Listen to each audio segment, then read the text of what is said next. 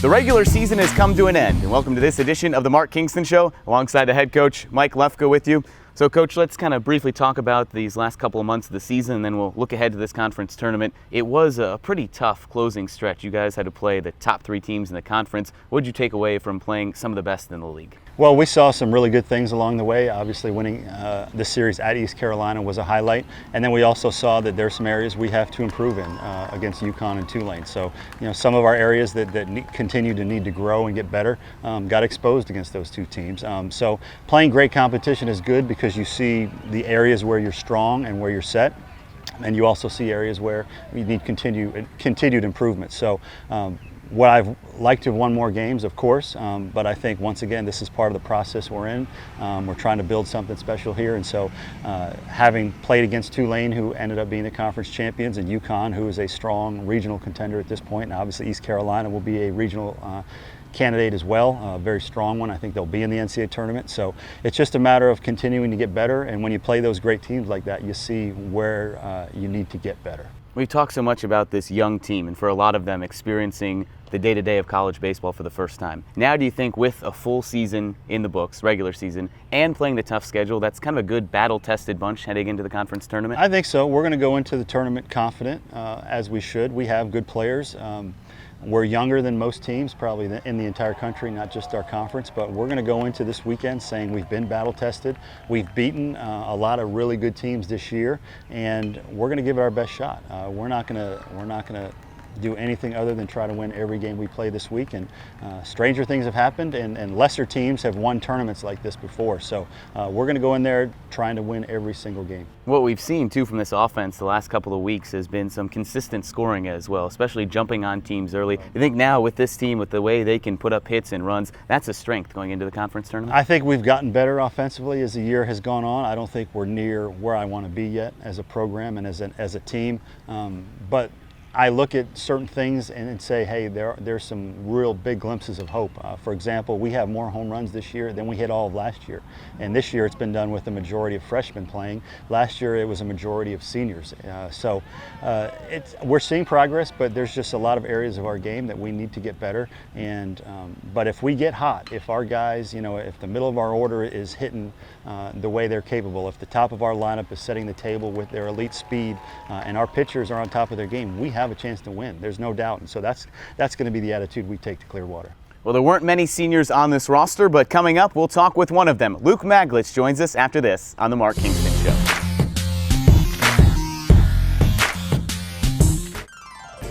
What am I doing in this royal carriage? I summoned it with YP, the best local app ever, with Uber built right in. Conroy, take me to the haberdashery. That's not my name, sir. Sir. How do I get away with this? I bought tickets directly from the YP app, and with Fandango built right in, I go right to my primo seats with this obscene bucket of corn. Hot. Download the YP app. Do it now.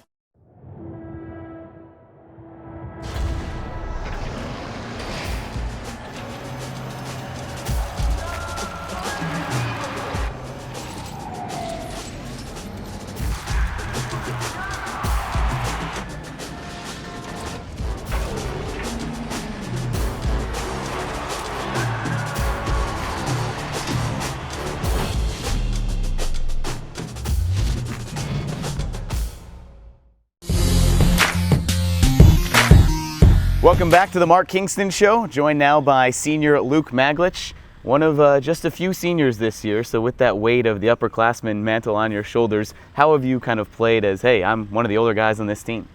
I mean, there's so many younger guys. It was already kind of set in stone that we had to be leaders. We didn't really have a choice. Only being a couple seniors, so it was pretty easy. It was pretty set in stone right away. 15, 16 freshmen, however many we had, and then the junior college transfers. It was pretty easy to be a leader.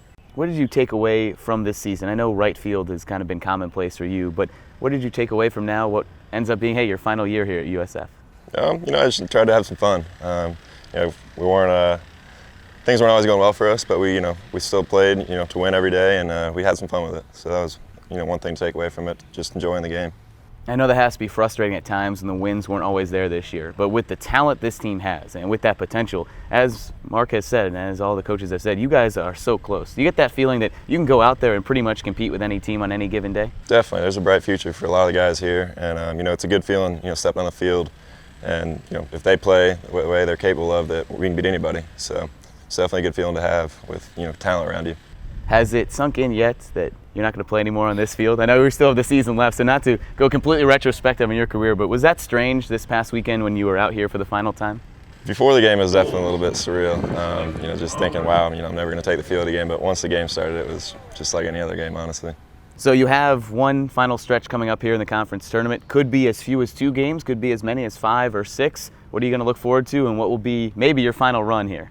We're just going to take it one game at a time and ultimately try and win every game we play. And we're going to have that attitude, and whatever happens, happens. But hopefully we can lengthen the season and get into a regional. We'll get started Wednesday in Clearwater. Thanks to Luke Maglich for joining us. We'll be right back with more here on The Mark Kingston Show.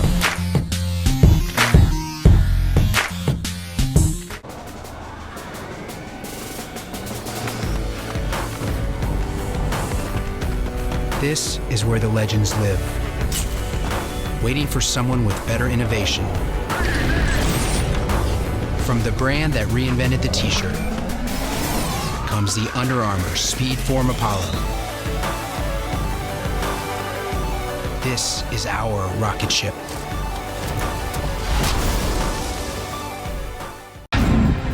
The University of South Florida is a regional powerhouse with global significance, leading advances that are changing the world. Now a leader among the nation's universities in research, healthcare, and just being cool. The place where young men and women train to become the best. This is where the Bulls run.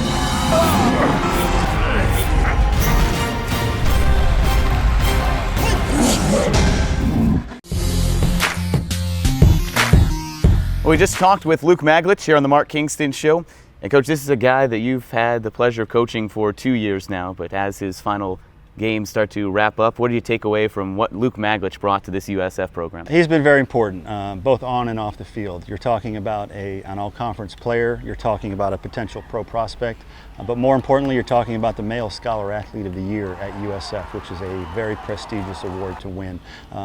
He's got a great future, there's no doubt about it. He has great ambition, he has great work ethic, he's a tremendous student, and he's been a very valuable member of our baseball team. So I think he's got a great future ahead of him. Hopefully he gets a chance to play some pro baseball, and then someday I think we'll be calling him Dr. Maglich as well. So just exactly what you want to represent your team, your university. So we're proud that he'll be a USF alum. From a playing standpoint this year also, how much did it ease the burden where you've had so many shifting roles and players in and out of the lineup where you knew when he was healthy you could pencil him in, he's going to be in right field? Yeah, ideally you have 4 or 5 of those guys. This year, because of some injuries and some unfortunate situations, really he was the only older guy that we could really look to and know that his name would be in the lineup, and he had a proven track record of what he could do. So that was at times maybe a heavy burden because we had so many new guys this year, but once again, he's a leader. He leads by example. He's tried to help the young guys acclimate to this level. So I think he's done a really good job this year. Well, let's talk about the conference tournament now. The Bulls begin Wednesday morning against the number 2 seed ECU. This is a team, though, that you just beat 2 of 3 on their home field about 2 weeks ago. Does that kind of give you guys some momentum going into this series, or does it also give them a look at what you brought out? Well, I'm sure both sides will tell you that they can take something out of it. Obviously, ECU will have something to prove and want to try to right the score, so to speak. But I think, once again, we've played a lot of teams in this league tough and won a lot of games against each of these teams, or most of these teams, that give us confidence that we can compete. So East Carolina finished a half game, I believe, out of first place. So we're talking about a very good team.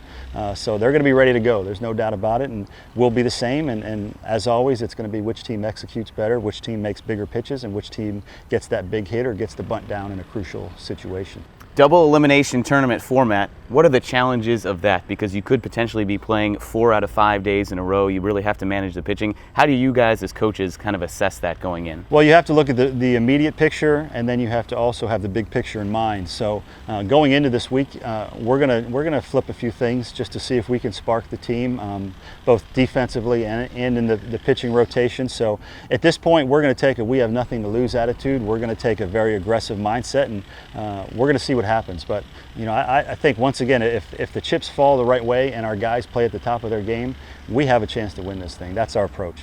Well, it gets started Wednesday morning in Clearwater. The Bulls play ECU at 11 a.m. We'll see you out there in Clearwater. Thanks for watching all year here on The Mark Kingston Show.